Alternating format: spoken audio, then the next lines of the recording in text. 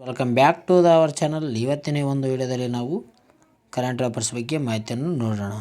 Okay, ಹಾಗಾದರೆ ಬನ್ನಿ ನಮ್ಮ ಮೊದಲ ಪ್ರಶ್ನೆ ನೋಡೋಣ. ನಮ್ಮ ಮೊದಲನೇ ಪ್ರಶ್ನೆ, ಗ್ರೀನ್ಲ್ಯಾಂಡ್ ಈ ಕೆಳಗಿನ ಯಾವ ದೇಶದ ಭಾಗವಾಗಿದೆ ಅಂತ ಪ್ರಶ್ನೆ ಕೇಳಲಾಗಿದೆ. ಗ್ರೀನ್ಲ್ಯಾಂಡ್ ಯಾವ ದೇಶದ ಒಂದು ಭಾಗವಾಗಿದೆ ಅಂತ ಪ್ರಶ್ನೆ ಕೇಳಲಾಗಿದೆ ನೋಡಿ. ಇದಕ್ಕೆ ಸರಿಯಾದ ಉತ್ತರ ಯಾವುದಂದರೆ ಆಪ್ಷನ್ಸ್ ಬಿ ನೋಡಿ, ಡೆನ್ಮಾರ್ಕ್. ಯಾವುದು ಈ ಗ್ರೀನ್ಲ್ಯಾಂಡ್ ಒಂದು ಪ್ರದೇಶ ಯಾವುದಕ್ಕೆ ಸಂಬಂಧಿಸಿದೆ ಅಂದರೆ ಡೆನ್ಮಾರ್ಕ್ ದೇಶಕ್ಕೆ ಸಂಬಂಧಿಸಿದೆ. ಗ್ರೀನ್ಲ್ಯಾಂಡ್ ದ್ವೀಪ. ನ್ಯೂಸಲ್ಲಿ ಏನು ಕೊಟ್ಟಿತ್ತಂದರೆ ಅಮೆರಿಕ ದೇಶದ ಒಂದು ಅಧ್ಯಕ್ಷರಾಗಿರುವ ಡೊನಾಲ್ಡ್ ಟ್ರಂಪ್ ಅವರು ಈ ಗ್ರೀನ್ಲ್ಯಾಂಡನ್ನು ಅಮೆರಿಕದ ವಶಕ್ಕೆ ಒಂದು ಪಡಿಸಿಕೊಳ್ಳಬೇಕೆಂಬ ಆಸಕ್ತಿಯನ್ನು ತೋರಿದ್ದಾರೆ ಅಂತ ಹೇಳ್ತೇವೆ ನಾವು. ಇದರ ಬಗ್ಗೆ ನಾವು ನೋಡೋದಾದರೆ ಗ್ರೀನ್ಲ್ಯಾಂಡನ್ನು ಅಮೆರಿಕದ ವಶಕ್ಕೆ ತೆಗೆದುಕೊಳ್ಳಬೇಕೆಂಬುದು ಅಧ್ಯಕ್ಷ ಡೊನಾಲ್ಡ್ ಟ್ರಂಪ್ ಅವರ ಆಸಕ್ತಿ ತೋರಿದ್ದಾರೆ. ಅದಕ್ಕಾಗಿ ಎಷ್ಟೇ ದೂರ ಆದರೂ ಹೋಗಲು ಸಿದ್ಧ ಎಂದು ಟ್ರಂಪ್ ಅವರು ಹೇಳಿದ್ದಾರೆ ಅಂತ ಹೇಳ್ಬೋದು. ಅಂದರೆ ಈ ಗ್ರೀನ್ಲ್ಯಾಂಡ್ ಸಲುವಾಗಿ ನಾವು ಎಷ್ಟು ದೂರ ಹೋಗಬೇಕಾದರೂ ಕೂಡ ಹೋಗ್ತೀವಿ. ಈ ಗ್ರೀನ್ಲ್ಯಾಂಡ್ ಅಮೆರಿಕದ ಜೊತೆ ಒಂದು ವಶಪಡಿಸಿಕೋಬೇಕೆಂಬುದು ಟ್ರಂಪರ ಹೇಳಿಕೆಯಾಗಿದೆ ಅಂತ ಹೇಳ್ತೀವಿ. ಈ ಡೊನಾಲ್ಡ್ ಟ್ರಂಪ್ರವರು ಮೊದಲ ಬಾರಿಗೆ ಅಮೆರಿಕದ ಅಧ್ಯಕ್ಷರಾಗಿದ್ದಾಗಲೇ ಗ್ರೀನ್ಲ್ಯಾಂಡ್ ಖರೀದಿಗೆ ಇಚ್ಛಿಸಿದ್ದಾರೆ ಅಂತ ಹೇಳ್ಬೋದು. ಅಂದರೆ ಈ ಗ್ರೀನ್ಲ್ಯಾಂಡ್ ಅಮೆರಿಕ ದೇಶಕ್ಕೆ ಸೇರಬೇಕಂತ ಮೊದಲೇ ಟ್ರಂಪ್ ಅವರು ಈ ತೀರ್ಮಾನ ಮಾಡಿದ್ದರು. ಆ ಸಮಯದಲ್ಲಿ ಡೆನ್ಮಾರ್ಕ್ನ ಒಂದು ಪ್ರಧಾನಿಯಾಗಿರುವಂಥ ಮೆಟಾ ಫೆಡ್ರಿಕ್ಸನ್ ರವರು ಈ ಪ್ರಸ್ತಾಪವನ್ನು ಅಸಂಬದ್ಧ ಅಂತ ಹೇಳಿರ್ತಾರೆ. ಯಾರು ಡೆನ್ಮಾರ್ಕ್ನ ಪ್ರಧಾನಿಯಾಗಿರುವ ಫೆಡ್ರಿಕ್ಸನ್ ಅವರು ಏನು ಹೇಳಿರ್ತಾರೆ ಅಂದರೆ ಈ ಡೊನಾಲ್ಡ್ ಟ್ರಂಪ್ ಅವರ ಒಂದು ಪ್ರಸ್ತಾಪವನ್ನು ಅಸಂಬದ್ಧ ಅಂತ ಹೇಳಿರ್ತಾರೆ. ಈಗ ಮತ್ತೆ ಏನಂದರೆ ಟ್ರಂಪ್ ಅವರು ಈಗ ಮತ್ತೆ ಈ ಗ್ರೀನ್ಲ್ಯಾಂಡನ್ನು ವಶಪಡಿಸಿಕೊಳ್ಳೋ ಬಗ್ಗೆ ಆಸಕ್ತಿಯನ್ನು ತೋರಿದ್ದಾರೆ. ಇದಕ್ಕಾಗಿ ಒಂದು ಡೆನ್ಮಾರ್ಕ್ನ ಪ್ರಧಾನಿಯಾಗಿರುವ ಒಂದು ಫೆಡ್ರಿಕ್ಸನ್ ಅವರು ಏನು ಹೇಳಿದ್ದಾರೆ ಅಂದರೆ ತಮ್ಮ ಭವಿಷ್ಯವನ್ನು ಗ್ರೀನ್ಲ್ಯಾಂಡ್ ಜನರೇ ನಿರ್ಧರಿಸಲಿ ಅಂತ ಹೇಳ್ಯಾರ. ಅಂದರೆ ಈ ಗ್ರೀನ್ಲ್ಯಾಂಡ್ ಅಮೆರಿಕಕ್ಕೆ ಸೇರಬೇಕು ಅಥವಾ ಒಂದು ಡೆನ್ಮಾರ್ಕ್ನ ಪ್ರದೇಶಕ್ಕೆ ಸೇರಬೇಕು ಎಂಬುದು ಅಲ್ಲಿರುವಂಥ ಜನರೇ ತೀರ್ಮಾನ ಮಾಡಲಿ ಎಂಬುದು ಈ ಡೆನ್ಮಾರ್ಕ್ನ ಒಂದು ಪ್ರಧಾನಿಯಾಗಿರುವ ಫೆಡ್ರಿಕ್ಸನ್ ರವರ ಒಂದು ಹೇಳಿಕೆಯಾಗಿದೆ ಅಂತ ಹೇಳ್ಬೋದು ನೋಡಿ ನಾವು. ಯಾರ್ದು ಡೆನ್ಮಾರ್ಕ್ ದೇಶದ ಪ್ರಧಾನಿ ಯಾರು ಫೆಡ್ರಿಕ್ಸನ್. ಇವರು ಏನು ಹೇಳಿದ್ದಾರೆ ಅಂದರೆ ಒಂದು ಗ್ರೀನ್ಲ್ಯಾಂಡನ್ನು ಯಾರಿಗೆ ಸೇರಬೇಕು ಅಂತ ಅವರೇ ಅಲ್ಲಿರುವ ಜನರು ತೀರ್ಮಾನ ಮಾಡಲಂತ ಹೇಳಿದ್ದಾರೆ. ಹಾಗಾದರೆ ಈ ಗ್ರೀನ್ಲ್ಯಾಂಡ್ ಬಗ್ಗೆ ನೋಡಿಕೊಳ್ಳೋಣ. ಈ ಗ್ರೀನ್ಲ್ಯಾಂಡ್ ದ್ವೀಪ ಬಗ್ಗೆ ನೋಡಿಕೊಳ್ಳೋಣ. ಈ ಗ್ರೀನ್ಲ್ಯಾಂಡ್ 57,000 ಜನಸಂಖ್ಯೆಯನ್ನು ಹೊಂದಿರುವ ವಿಶ್ವದ ಅತಿ ದೊಡ್ಡ ಒಂದು ದ್ವೀಪ ಆಗಿದೆ ಅಂತ ಹೇಳ್ಬೋದು. ಅಂದರೆ ನೋಡಿ ಈ ಗ್ರೀನ್ಲ್ಯಾಂಡ್ ಏನಂದರೆ 57,000 ಒಂದು ಜನವನ್ನು ಹೊಂದಿರುವಂಥ ಒಂದು ಅತಿ ದೊಡ್ಡ, ಅಂದರೆ ವಿಶ್ವದಲ್ಲೇ ಒಂದು ಅತ್ಯಂತ ದೊಡ್ಡವಾದ ದ್ವೀಪವಾಗಿದೆ ಅಂತ ಹೇಳ್ತೀವಿ. ಯಾವುದು ಗ್ರೀನ್ಲ್ಯಾಂಡ್. ವಿಶ್ವದ ಅತಿ ದೊಡ್ಡ ಒಂದು ದ್ವೀಪ ಯಾವುದಂತ ಪ್ರಶ್ನೆ ಕೇಳ್ಬೋದು. ಇದಕ್ಕೆ ಸರಿಯಾದ ಉತ್ತರ ಏನಾಗಿರುತ್ತೆ? ಗ್ರೀನ್ಲ್ಯಾಂಡ್ ಆಗಿರುತ್ತೆ ನೋಡಿ. ಅದೇ ರೀತಿಯಾಗಿ ಇದು ಒಂದು ಕಡೆ ಏನಂದರೆ ಅಂಟಾರ್ಟಿಕಾ ಮಹಾಸಾಗರದಿಂದ ಮತ್ತು ಇನ್ನೊಂದು ಕಡೆ ಆರ್ಕಟಿಕ್ ಮಹಾಸಾಗರದಿಂದ ಸುತ್ತುವರೆದಿರುವಂಥ ಒಂದು ದ್ವೀಪ ಆಗಿದೆ ಅಂತ ಹೇಳ್ತೀವಿ. ಅಂದರೆ ಒಂದು ಕಡೆ ಅಂಟಾರ್ಟಿಕಾ ಮಹಾಸಾಗರದಲ್ಲಿದ್ದರೆ ಇನ್ನೊಂದು ಕಡೆ ಆರ್ಕಟಿಕ್ ಮಹಾಸಾಗರ ಇದೆ. ಇದರಿಂದ ಸುತ್ತುವರೆದಿರೋದು ಯಾವುದಂದರೆ ಗ್ರೀನ್ಲ್ಯಾಂಡ್ ಆಗಿದೆ ನೋಡಿ. ಅದೇ ರೀತಿಯಾಗಿ ಇದು ವಿಶ್ವದ ಅತ್ಯಂತ ಒಂದು ಎತ್ತರದ ಭೂ ಬಿಂದುವನ್ನು ಯಾವುದು ಕಾಪೆ ಕ್ಲೆಬೆನ್ ದ್ವೀಪದ ಸ್ಥಳವಾಗಿದೆ. ಅಂದರೆ ವಿಶ್ವದ ಅತ್ಯಂತ ಒಂದು ಎತ್ತರದ ಭೂ ಬಿಂದು ಯಾವುದಂದರೆ ಇದು ಕಾಪೆ ಕ್ಲೆಬೆನ್ ದ್ವೀಪ ಅಂತ ಹೇಳ್ತೀವಿ. ಎತ್ತರದ ಒಂದು ಭೂ ಬಿಂದು ಇದು ಕಂಡುಬರೋದಲ್ಲಿ ಗ್ರೀನ್ಲ್ಯಾಂಡ್ ಪ್ರದೇಶದಲ್ಲಿ ಕಂಡುಬರುತ್ತದೆ. ಅದು ಕಾಪೆ ಕ್ಲೆಬೆನ್. ಇದು ವಿಶ್ವದ ಅತ್ಯಂತ ಒಂದು ಭೂ ಬಿಂದು ಆಗಿದೆ ನೋಡಿ ಇದು. ಅದೇ ರೀತಿಯಾಗಿ ಈ ಒಂದು ಯಾವುದು ಗ್ರೀನ್ಲ್ಯಾಂಡ್ನ ಒಂದು ರಾಜಧಾನಿ ಯಾವುದಂತ ನೋಡೋದಾದರೆ ನೂಕ್ ಆಗಿದೆ. ನೂಕ್ ಎಂಬುದು ಗ್ರೀನ್ಲ್ಯಾಂಡ್ನ ಒಂದು ರಾಜಧಾನಿ ಆಗಿದೆ ಅಂತ ಹೇಳ್ಬೋದು. ಡ್ಯಾನಿಷ್ ಆಡಳಿತದ ವಶದಲ್ಲಿರುವ ಅರೆ ಸ್ವಾಯತ್ತ ಒಂದು ಪ್ರದೇಶವಾಗಿದೆ ಇದು ಗ್ರೀನ್ಲ್ಯಾಂಡ್. ಏನಂದರೆ ಈ ಡ್ಯಾನಿಷ್ನ ಒಂದು ಆಡಳಿತ ವಶದಲ್ಲಿ ಇರುವಂಥ ಒಂದು ಅರೆ ಸ್ವಾಯತ್ತ ಪ್ರದೇಶವಾಗಿದೆ ಅಂತ ಹೇಳ್ತೀವಿ. ಈ ದ್ವೀಪ ಏನಂದರೆ 1979ರವರೆಗೆ ಡೆನ್ಮಾರ್ಕ್ನ ವಸಾಹತುಶಾಹಿಯಾಗಿತ್ತು. ಯಾವಾಗ 1979ರವರೆಗೆ ಇದು ಡೆನ್ಮಾರ್ಕ್ನ ಒಂದು ವಸಾಹತುಶಾಹಿ ಆಗಿರ್ತದೆ. ಅಂದರೆ ಈ ಡೆನ್ಮಾರ್ಕ್ ದೇಶದ ವ್ಯಕ್ತಿಗಳೇನೆಂದರೆ ಇದನ್ನು ವಶಪಡಿಸಿಕೊಂಡಿರ್ತಾರೆ. ಯಾವಾಗ 1979ರಲ್ಲಿ. ನಂತರ ಏನಾಗುತ್ತದೆ ಅಂದ್ರೆ ಅದು ಸ್ವಯಂ ಆಡಳಿತವನ್ನು ಪಡೆಯುತ್ತದೆ. ಸ್ವಯಂ ಆಡಳಿತವನ್ನು ಪಡೀತದೆ. ಆದರೆ ವಿದೇಶಾಂಗ ನೀತಿ ಮತ್ತು ರಕ್ಷಣೆ ವಿತ್ತೀಯ ವಿಷಯಗಳು ಡೆನ್ಮಾರ್ಕ್ನ ನಿಯಂತ್ರಣದಲ್ಲಿಯೇ ಉಳಿದಿವೆ. ಇಲ್ಲಿವರೆಗೂ ಏನಂದರೆ ಇದರಲ್ಲಿ ವಿದೇಶಾಂಗ ಒಂದು ವ್ಯವಹಾರ ಆಗಿರ್ಬೋದು, ರಕ್ಷಣೆ ಆಗಿರ್ಬೋದು, ಅದೇ ರೀತಿಯಾಗಿ ವಿತ್ತೀಯ ಒಂದು ವಿಷಯಗಳ ಬಗ್ಗೆ ಈ ಡೆನ್ಮಾರ್ಕ್ನೇ ಒಂದು ಡೆನ್ಮಾರ್ಕ್ ದೇಶ ಏನು ಮಾಡ್ತಂದ್ರೆ ಇದು ನಿಯಂತ್ರಣ ಮಾಡುತ್ತಂತ ಹೇಳ್ಬೋದು. ಈ ಗ್ರೀನ್ಲ್ಯಾಂಡ್ ಮೇಲೆ ಒಂದು ಪ್ರಯೋಗನೆ ಮಾಡಿದೆ ಅದು ಡೆನ್ಮಾರ್ಕ್. ಅದೇ ರೀತಿಯಾಗಿ ನಮ್ಮ ಮುಂದಿನ ಪ್ರಶ್ನೆ ನೋಡೋಣ. ನಮ್ಮ ಮುಂದಿನ ಪ್ರಶ್ನೆ ನೋಡೋದಾದರೆ, ಸೌರ ಹಬ್ಬವನ್ನು ಮುಖ್ಯವಾಗಿ ಯಾವ ರಾಜ್ಯದಲ್ಲಿ ಆಚರಣೆ ಮಾಡಲಾಗುತ್ತದೆ? ಯಾವುದು ಸೌರ ಹಬ್ಬವನ್ನು ಯಾವ ಒಂದು ರಾಜ್ಯದಲ್ಲಿ ಆಚರಣೆ ಮಾಡುತ್ತದೆ ಎಂಬುದು ಪ್ರಶ್ನೆ ಆಗಿದೆ ನೋಡಿ. ಇದಕ್ಕೆ ಸರಿಯಾದ ಉತ್ತರ ಆಪ್ಷನ್ ಸಿ ನೋಡಿ. ಜಾರ್ಖಂಡ್ ರಾಜ್ಯದಲ್ಲಿ ಏನಂದರೆ ಈ ಸೌರ ಹಬ್ಬವನ್ನು ಆಚರಣೆ ಮಾಡುವಂಥ ಒಂದು ರಾಜ್ಯವಿದೆ. ಯಾವುದು? ಜಾರ್ಖಂಡ್ ರಾಜ್ಯ. ಇದರ ಬಗ್ಗೆ ಒಂದು ಮಾಹಿತಿಯನ್ನು ನೋಡೋಣ. ಜಾರ್ಖಂಡ್ ಮತ್ತು ಛೋಟಾ ನಾಗ್ಪುರ್ ಪ್ರದೇಶದ ಆದಿವಾಸಿ ಸಮುದಾಯಗಳು ವಸಂತ ಮತ್ತು ಹೊಸ ವರ್ಷವನ್ನು ಗುರುತಿಸಲು ಸೌರ ಹಬ್ಬವನ್ನು ಆಚರಣೆ ಮಾಡುತ್ತಾರೆ. ಇಲ್ಲಿ ಜಾರ್ಖಂಡ್ ರಾಜ್ಯದ ಛೋಟಾ ನಾಗ್ಪುರ್ ಪ್ರದೇಶದಲ್ಲಿ ಏನು ಮಾಡ್ತಾರೆ ಅಂದರೆ ಈ ಒಂದು ಆದಿಜಾತಿ ಒಂದು ಸಮುದಾಯದವರು ಏನು ಮಾಡ್ತಾರೆ ಅಂದರೆ ಹೊಸ ವರ್ಷ ಅಥವಾ ವಸಂತದ ಒಂದು ಹಬ್ಬವನ್ನು ಗುರುತಿಸಲು ಏನು ಮಾಡ್ತಾರೆ ಅಂದರೆ ಈ ಸೌರ ಹಬ್ಬವನ್ನು ಆಚರಣೆ ಮಾಡುತ್ತಾರೆ ಜಾರ್ಖಂಡ್ ಮತ್ತು ಛೋಟಾ ನಾಗ್ಪುರ್ ಪ್ರದೇಶದಲ್ಲಿ.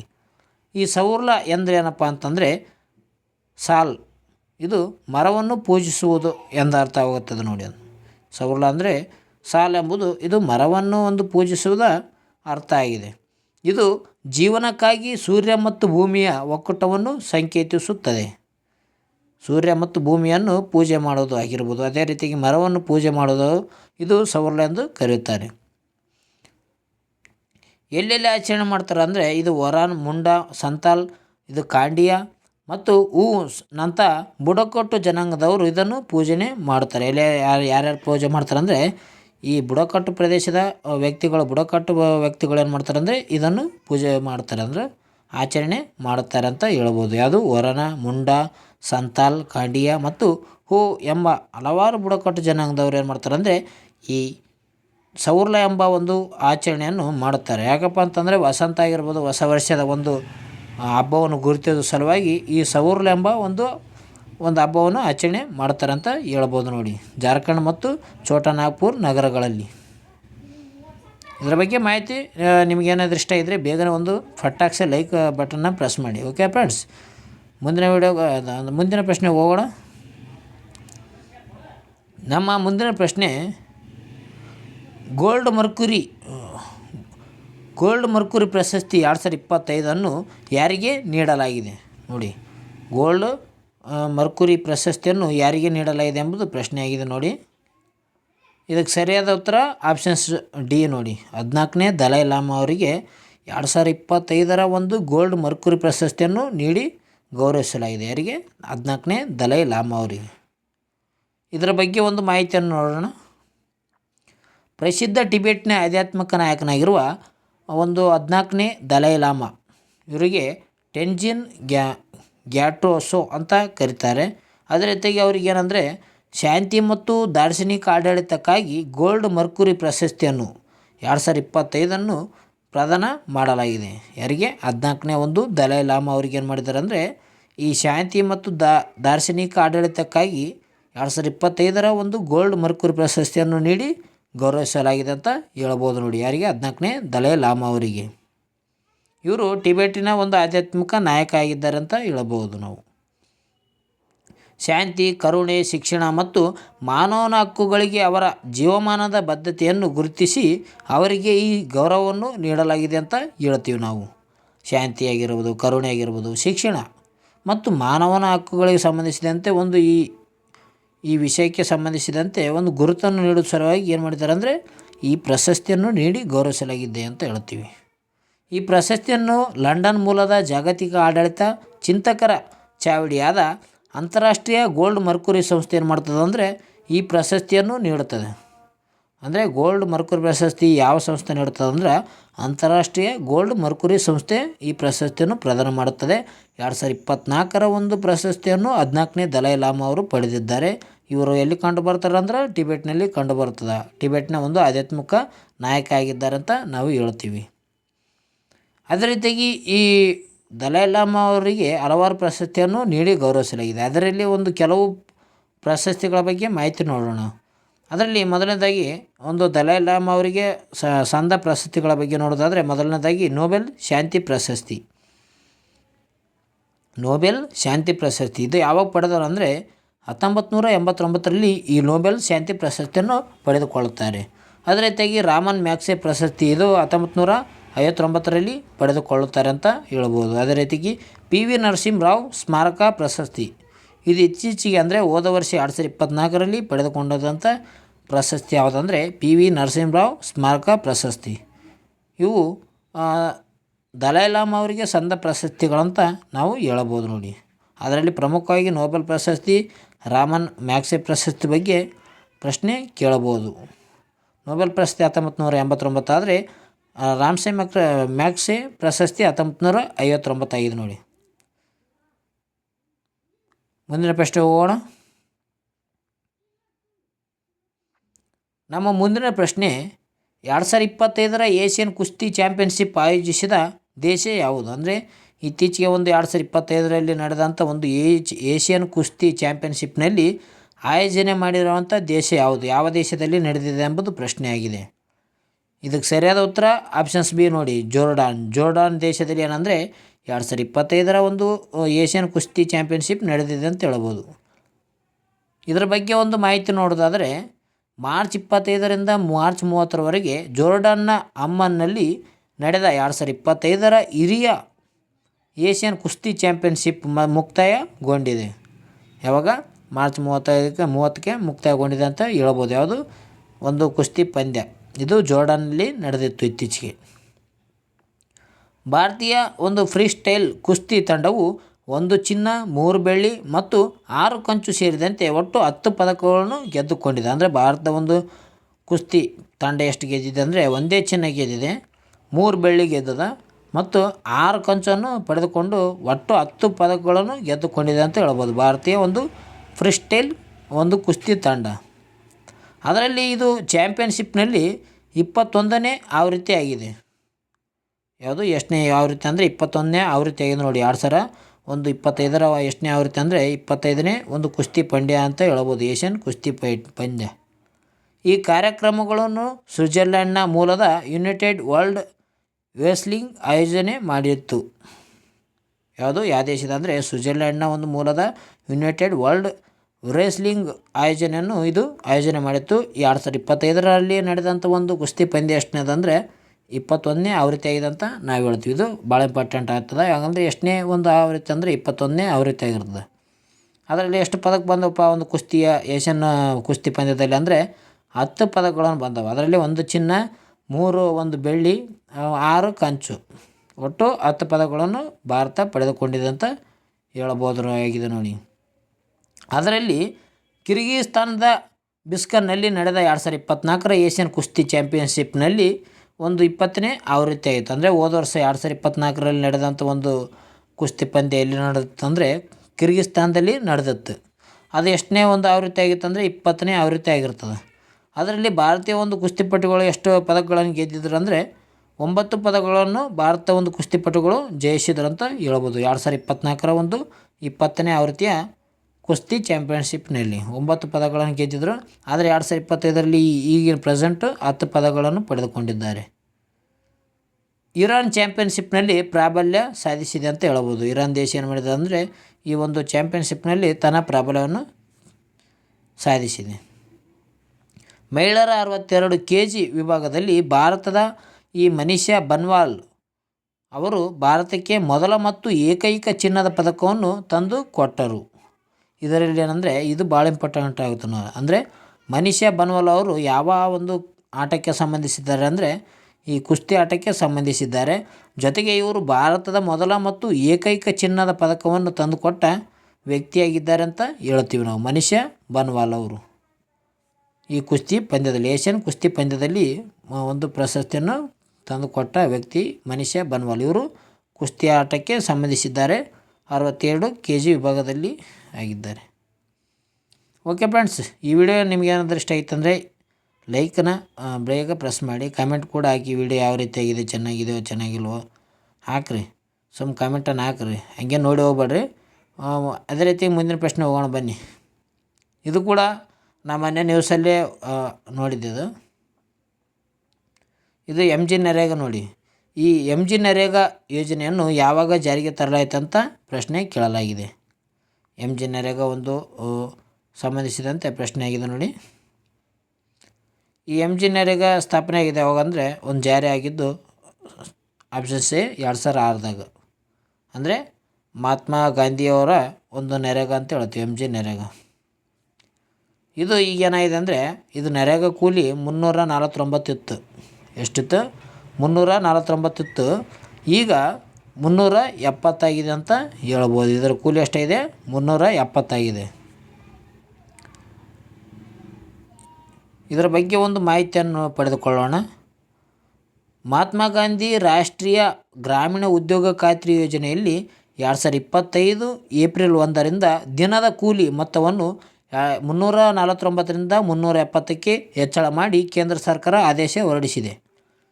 ಎಷ್ಟು? 349 ಇತ್ತು, 370 ನೋಡಿ. ಅಂದರೆ MG ನರೇಗಾದಲ್ಲಿ ಒಂದು ಮಹಾತ್ಮ ಗಾಂಧಿ ರಾಷ್ಟ್ರೀಯ ಗ್ರಾಮೀಣ ಉದ್ಯೋಗ ಖಾತ್ರಿ ಯೋಜನೆಯಲ್ಲಿ 349 ಇದ್ದ ಒಂದು ಕೂಲಿ ಮೊತ್ತ ಈಗ 370 ಆಗಿದೆ.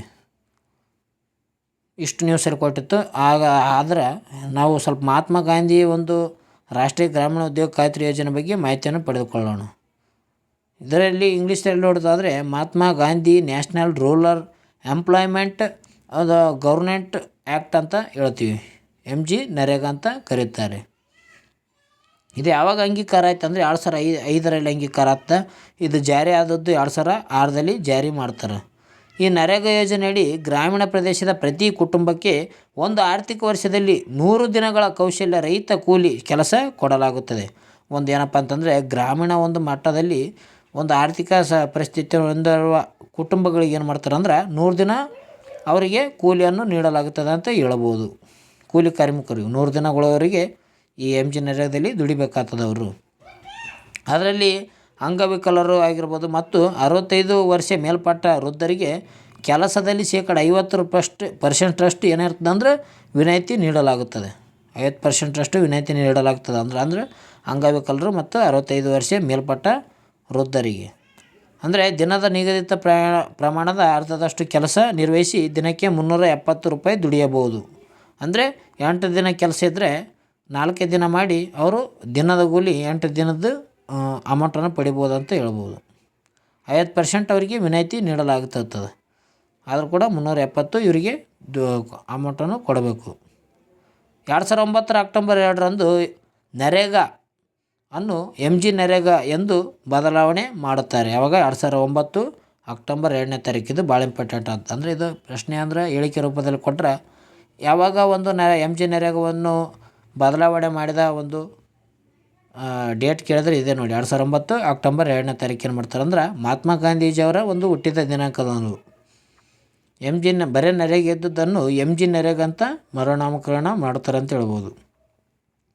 ಗ್ರಾಮೀಣಾಭಿವೃದ್ಧಿ ಸಚಿವಾಲಯವು ರಾಜ್ಯ ಸರ್ಕಾರಗಳ ಸಹಯೋಗದೊಂದಿಗೆ ಈ ಯೋಜನೆಯನ್ನು ಅನುಷ್ಠಾನಗೊಳಿಸುತ್ತದೆ. ಅಂದರೆ ಗ್ರಾಮೀಣ ಅಭಿವೃದ್ಧಿ ಸಚಿವಾಲಯ ಏನು ಮಾಡ್ತದೆ ಅಂದರೆ ಇದನ್ನು ಯೋಜನೆಯನ್ನು ರಾಜ್ಯ ಸರ್ಕಾರಗಳ ಜೊತೆಗೆ ಏನು ಮಾಡ್ತದೆ ಅಂದರೆ ಯೋಜನೆಯನ್ನು ಅನುಷ್ಠಾನ ಮಾಡುತ್ತದೆ. ಗ್ರಾಮೀಣಾಭಿವೃದ್ಧಿ 5 ಕಿಲೋಮೀಟರ್ ವ್ಯಾಪ್ತಿಯಲ್ಲಿ ಉದ್ಯೋಗ ಒದಗಿಸಲಾಗುವುದು. 5 ಕಿಲೋಮೀಟರ್ಗಿಂತ ಹೆಚ್ಚು ದೂರದಲ್ಲಿದ್ದರೆ ಹೆಚ್ಚುವರಿ ವೇತನ ನೀಡಲಾಗುತ್ತದೆ. ಅಂದರೆ 5 ಕಿಲೋಮೀಟರ್ವರೆಗೆ ವ್ಯಾಪ್ತಿಯ ಉದ್ಯೋಗ ನೀಡ್ತಾರೆ. ಅದಕ್ಕಿಂತ ಜಾಸ್ತಿ ಒಂದು ಕೆಲಸ ಮಾಡಿದ್ದಾರೆ ಅಂದರೆ ಹೆಚ್ಚುವರಿ ವೇತನವನ್ನು ನೀಡಬೇಕಾಗ್ತದೆ ಅವರಿಗೆ. ಕಾರ್ಮಿಕರ ವೆಚ್ಚದಲ್ಲಿ 100% ಮತ್ತು ಸಾಮಗ್ರಿ ವೆಚ್ಚದಲ್ಲಿ 75% ಕೇಂದ್ರ ಸರ್ಕಾರವು ಇದು ಭರಿಸುತ್ತದೆ ಅಂತ ಹೇಳ್ಬೋದು.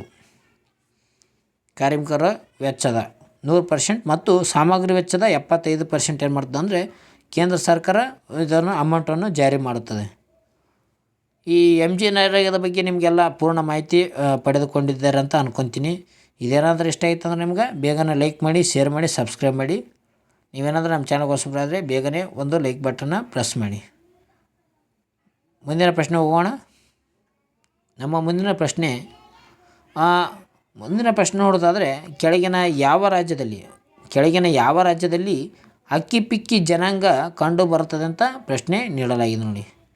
ಏನು ಅಕ್ಕಿಪಿಕ್ಕಿ ಜನಾಂಗ ಕಂಡುಬರುವ ಒಂದು ರಾಜ್ಯ ಯಾವುದು? ಇದರಲ್ಲಿ ಕೇರಳ ಇದೆ, ತಮಿಳುನಾಡು ಇದೆ, ಕರ್ನಾಟಕ ಕೂಡ ಇದೆ, ಮಧ್ಯಪ್ರದೇಶ ಇದೆ. ಇದಕ್ಕೆ ಸರಿಯಾದ ಉತ್ತರ ನೋಡೋದಾದರೆ ಆಪ್ಷನ್ ಸಿ ಕರ್ನಾಟಕ. ಅಂದರೆ ನಮ್ಮ ರಾಜ್ಯದಲ್ಲಿ ಏನಂದರೆ ಈ ಅಕ್ಕಿ ಪಿಕ್ಕಿ ಜನಾಂಗದವರು ಕಂಡು ಬರುತ್ತದೆ ಕರ್ನಾಟಕ ರಾಜ್ಯದಲ್ಲಿ.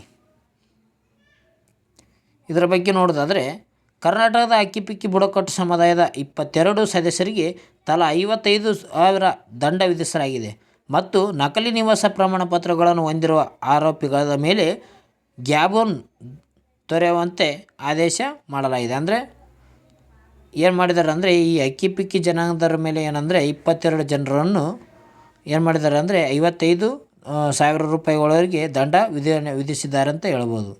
ಜೊತೆಗೆ ಏನು ಮಾಡಿದ್ದಾರೆ ಅಂದರೆ ನಕಲಿ ನಿವಾಸದ ಪ್ರಮಾಣ ಪತ್ರಗಳು, ಅಂದರೆ ಆ ಜಾಗ ಅವ್ರದ್ದಿರಲ್ಲ, ಆದರೆ ಅವ್ರದ್ದಂತ ನಕಲಿ ಮಾಡಿರ್ತಾರಲ್ಲ, ನಕಲಿ ಒಂದು ರಿಜಿಸ್ಟ್ರೇಷನ್ ನಮ್ಮ ಜಾಗ ಅಂತ ಅವ್ರು ಹೇಳಿರ್ತಾರಲ್ಲ, ಆ ಪ್ರದೇಶ ಅಂದರೆ ಗ್ಯಾಬೋನ್ ಪ್ರದೇಶ, ಆ ಪ್ರದೇಶದಲ್ಲಿರುವ ಆರೋಪಿಗಳನ್ನು ತೊರೆಯುವಂತೆ ಹೇಳಿದ್ದಾರೆ ಅಂತ ಹೇಳ್ಬೋದು ಇತ್ತೀಚೆಗೆ. ಹಾಗಾದರೆ ಈ ಅಕ್ಕಿ ಪಿಕ್ಕಿ ಬುಡಕಟ್ಟು ಜನಾಂಗ ಯಾರು ಅಂತ ಎಂಬುದನ್ನು ತಿಳಿದುಕೊಳ್ಳೋಣ. ಅಕ್ಕಿ ಪಿಕ್ಕಿಗಳು, ಇದನ್ನು ಕನ್ನಡದಲ್ಲಿ ಅಕ್ಕಿ ಅಂದರೆ ಏನಂದರೆ ಪಕ್ಷಿ ಅಂತ ಕರೀತಾರೆ. ಪಿಕ್ಕಿ ಅಂದರೆ ಏನಂದರೆ ಹಿಡಿಯುವುದು ಅಂತ ಕರೀತಾರೆ. ಅಂದರೆ ಅಕ್ಕಿ ಅಂದರೆ ಪಕ್ಷಿ, ಪಿಕ್ಕಿ ಅಂದರೆ ಹಿಡಿಯುವವರು. ಅಲೆಮಾರಿ ಅಂದರೆ ಅಲೆಮಾರಿ ಬುಡಕಟ್ಟು ಒಂದು ವ್ಯಕ್ತಿಗಳಾಗಿದ್ದಾರೆ ಅಂತ ಹೇಳ್ಬೋದು ನಾವು. ಸಾಂಪ್ರದಾಯಿಕವಾಗಿ ಪಕ್ಷಿ ಹಿಡಿಯುವವರು ಮತ್ತು ಬೇಟೆಗಾರರಾಗಿದ್ದಾರೆ ಅಂತ ಇವರಿಗೆ ಕರೆಯಲಾಗುತ್ತದೆ. ಯಾರಿಗೆ? ಅಕ್ಕಿ ಪಿಕ್ಕಿ ಜನಾಂಗದವರಿಗೆ. ಇವರು ಸಾಂಪ್ರದಾಯಿಕವಾಗಿ ಒಂದು ಪಕ್ಷಿಯನ್ನು ಹಿಡಿತಾರೆ, ಜೊತೆಗೆ ಬೇಟೆಯನ್ನು ಕೂಡ ಆಡುವಂಥ ಒಂದು ಬುಡಕಟ್ಟು ಜನರಾಗಿದ್ದಾರೆ. ಭಾರತದ ಎಲ್ಲಿ ಕಂಡುಬರ್ತಾರೆ ಅಂದರೆ ಪಶ್ಚಿಮ ಭಾಗದಲ್ಲಿ ಕಂಡುಬರ್ತಾರೆ. ಅದೇ ರೀತಿಯಾಗಿ ದಕ್ಷಿಣ ಭಾಗದಲ್ಲಿ ಅತಿ ಹೆಚ್ಚು ಅಕ್ಕಿ ಪಿಕ್ಕಿ ಜನಾಂಗದವರು ಕಂಡುಬರ್ತದೆ. ಅದೇ ರೀತಿಯಾಗಿ ಅಂದರೆ ಈ ಕರ್ನಾಟಕದಲ್ಲಿ ಅಕ್ಕಿ ಪಿಕ್ಕಿ ಜನಾಂಗದವರು ಕಂಡುಬರ್ತಾರೆ ಅಂತ ಹೇಳ್ಬೋದು. ಕರ್ನಾಟಕದಲ್ಲಿ ಯಾವ ಜಿಲ್ಲೆಯಲ್ಲಿ ಕಂಡುಬರ್ತಾರೆ ಅಂತ ನೋಡೋದಾದರೆ ಇವರು ಶಿವಮೊಗ್ಗದಲ್ಲಿ ಕಂಡುಬರ್ತಾರೆ, ದಾವಣಗೆರೆಯಲ್ಲಿ ಕಂಡುಬರ್ತಾರೆ ಮತ್ತು ಮೈಸೂರು ಜಿಲ್ಲೆಯಲ್ಲಿ ಕೂಡ ಈ ಅಕ್ಕಿ ಪಿಕ್ಕಿ ಜನಾಂಗದವರು ಕಂಡುಬರ್ತಾರೆ ನೋಡಿ. ಅಂದರೆ ಈ ಅಕ್ಕಿ ಪಿಕ್ಕಿ ಜನಾಂಗದವರು ಎಲ್ಲಿ ಯಾವ ಜಿಲ್ಲೆಯಲ್ಲಿ ಅತಿ ಹೆಚ್ಚಿದ್ದಾರೆ ಅಂದರೆ ಶಿವಮೊಗ್ಗ, ದಾವಣಗೆರೆ, ಮೈಸೂರು ಈ ಪ್ರದೇಶದಲ್ಲಿ ಅಕ್ಕಿ ಪಿಕ್ಕಿ ಜನಾಂಗದವರು ಕಂಡು ಬರ್ತಾರಂತ ನಾವು ಹೇಳ್ಬೋದು ನೋಡಿ. ಓಕೆ